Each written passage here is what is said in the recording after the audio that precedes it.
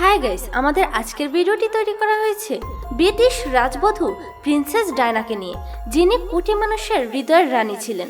সৌন্দর্যে সে ছিল অতুলনীয়। তার সময়ে সে ছিলেন সবচেয়ে বেশিবার ক্যামেরা বন্দী হওয়া এবং সবচেয়ে জনপ্রিয় নারী। শুধুমাত্র সৌন্দর্যই নয়, মানব সেবায় সে ছিল অনন্য। ব্রিটিশ রাজপরিবারের সদস্যদের মাঝে তিনি ছিলেন সবচেয়ে জনপ্রিয়। তার জীবন দশায় সৌন্দর্য এবং মানব কল্যাণের কর্মকাণ্ড ছাড়াও প্রিন্স চার্লসের সাথে তার প্রেম, বিয়ে, পরবর্তীতে ক্যামিলা পার্কারের সাথে প্রিন্স চার্লসের প্রেম ইত্যাদি বিষয়ে সবসময় আলোচনায় ছিলেন। 1981 সালে প্রিন্স অফ ওয়েলস চার্লসের সাথে বাগদান থেকে শুরু করে 1997 সালে গাড়ি দুর্ঘটনায় মৃত্যুর পূর্ব পর্যন্ত প্রিন্সেস ডায়না ছিলেন পৃথিবীর সবচেয়ে জনপ্রিয় নারী।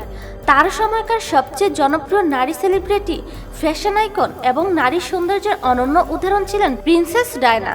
এমনকি মৃত্যুর 21 বছর পরে এসেও তার প্রতি মানুষের আগ্রহ এবং তার জনপ্রিয়তা এতটুকু কমেনি। আর আমাদের আজকের ভিডিওটি তৈরি করা হয়েছে প্রিন্সেস ডায়নার জন্ম থেকে মৃত্যু পর্যন্ত ঘটে যাওয়া সকল ঘটনা নিয়ে। তবে ভিডিওটি শুরু করার আগে আপনাদের কাছে একটি অনুরোধ, প্লিজ আমার চ্যানেলটিকে সাবস্ক্রাইব করে আমার পাশে থাকবেন। 1961 সালের 1 জুলাই ইংল্যান্ডে জন্মগ্রহণ করেছেন সুন্দরী প্রিন্সেস ডায়না। জন্মের সময় তার নাম রাখা হয় ডায়না ফ্রান্সিস স্পেন্সার। তার পিতা এডওয়ার্ড জন ভিসকাউন্ট অ্যালেথপন ছিলেন সপ্তম আল্ট স্পেন্সারের একমাত্র সন্তান, আর তার মা ছিলেন চতুর্থ ব্যারন ফার্ময়ের ঘনিষ্ঠ কন্যা ফ্রান্সিস রুথ। 1975 সালে তার পিতা আল্ট স্পেন্সার খেতাব অর্জনের পর থেকে সে লেডি ডায়না হিসেবে পরিচিতি পান। তবে শৈশবেই তার বাবা মায়ের বিচ্ছেদ হয়ে যায় এবং সন্তানের দায়িত্ব পায় তার বাবা। এরপর তিনি তার বাবার সাথে পার্ক হাউস ছেড়ে চলে আসেন তাদের পূর্বপুরুষের পুরনো ঠিকানায়। আর তার 1 বছর পরেই তার বাবা দ্বিতীয় বিয়ে করেন, কিন্তু সৎ মায়ের সাথে তার বোঝাপড়া কোনোদিনই ভালো ছিল না। প্রিন্সেস ডায়নার পড়াশোনা খুব একটা ভালো ছিলেন না। 2 বার এবং লেভেল পরীক্ষা দিয়েও পাশ করতে পারেননি তিনি। কিন্তু নাচ, গান এবং সাঁতার কাটাতে তিনি ছিলেন পটু। ছোট থেকে সে বেলি ডান্স খুব ভালো পারত, কিন্তু অতিরিক্ত লম্বা হওয়ার কারণে তিনি এ পেশায় কেরিয়ার করতে পারেনি। ডায়না তার কর্মজীবন শুরু করেন শিশু পরিচালিকা হিসেবে। এরপর তিনি শিক্ষিকা হিসেবে যোগ দেন লন্ডনের একটি কিন্ডারগার্টেন স্কুলে। অভিজাত পরিবারে জন্মগ্রহণ করা এই সুন্দরী ডায়নার জীবনযাপন কাটছিল খুব সাদামাঠাভাবেই। কিন্তু সবকিছু বদলে যেতে শুরু করে প্রিন্স চার্লসের সাথে দেখা হওয়ার পর থেকে। ব্রিটিশ রাজপরিবারের সাথে স্পেন্সার পরিবারের পরিচয় অনেক আগে থেকেই, কিন্তু তারপরও প্রিন্সেস ডায়নার সাথে তার চেয়ে 13 বছরের বড় প্রিন্স চার্লসের তেমন পরিচয় ছিল না।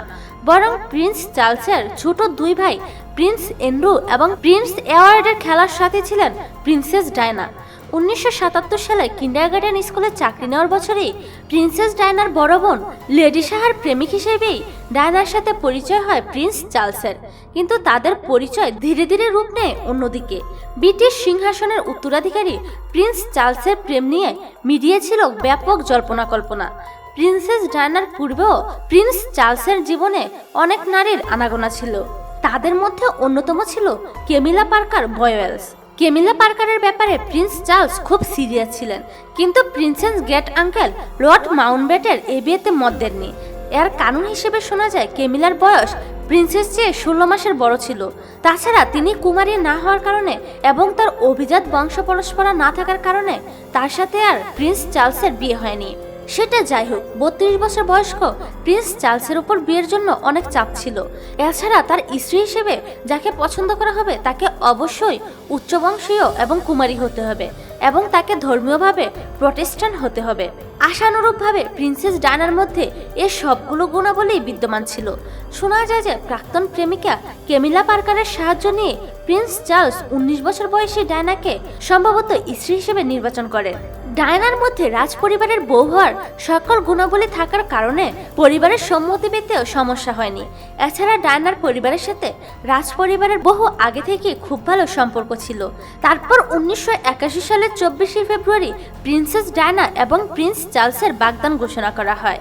1981 সালের 29 জুলাই লন্ডনের সেন্ট পলস ক্যাথিড্রালে প্রিন্সেস ডায়না এবং প্রিন্স চার্লসের বিয়ে অনুষ্ঠিত হয়।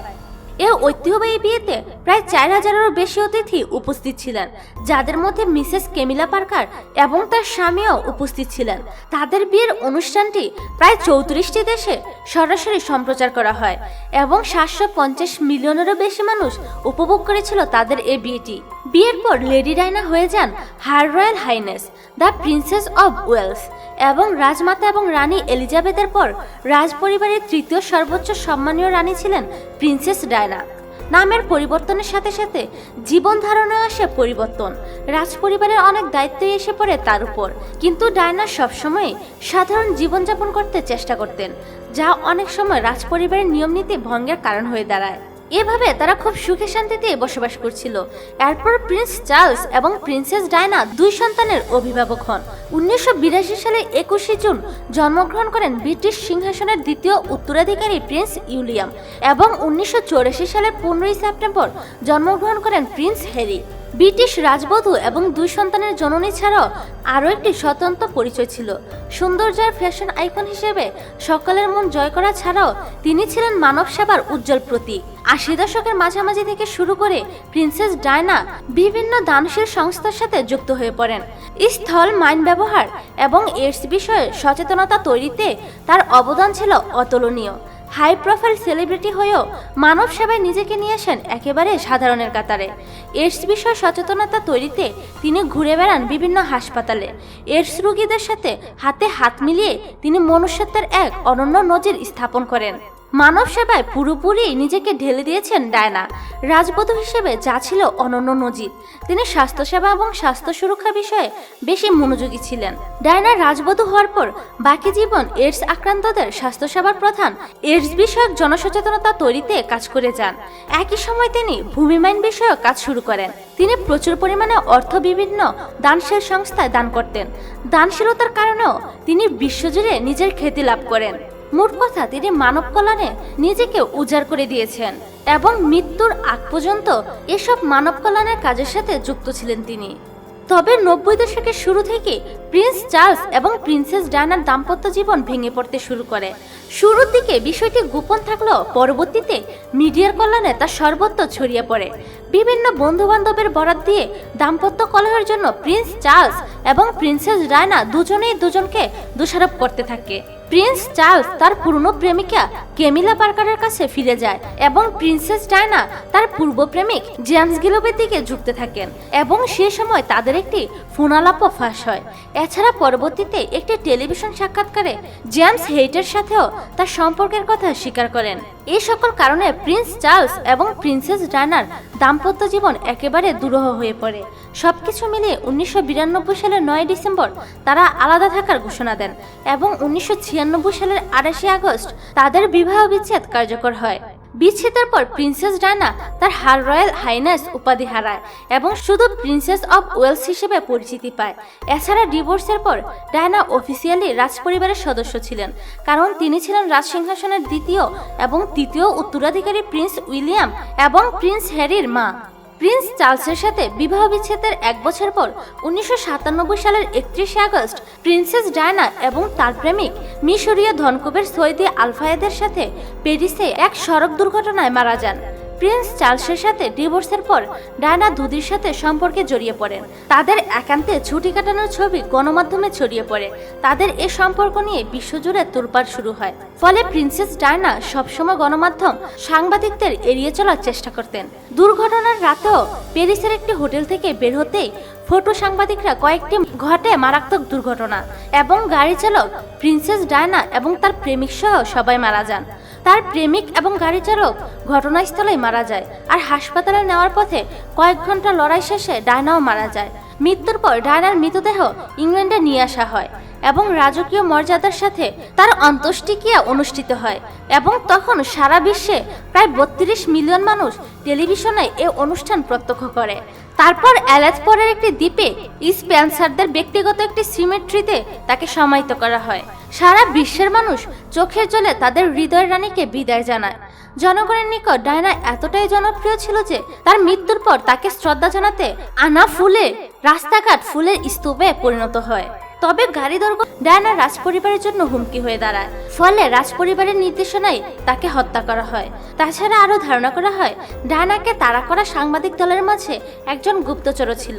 তার মৃত্যুকে হত্যা হিসেবে ভাবার আরও একটি কারণ ছিল ডায়ানাকে হাসপাতালে নিতে দেরি করা।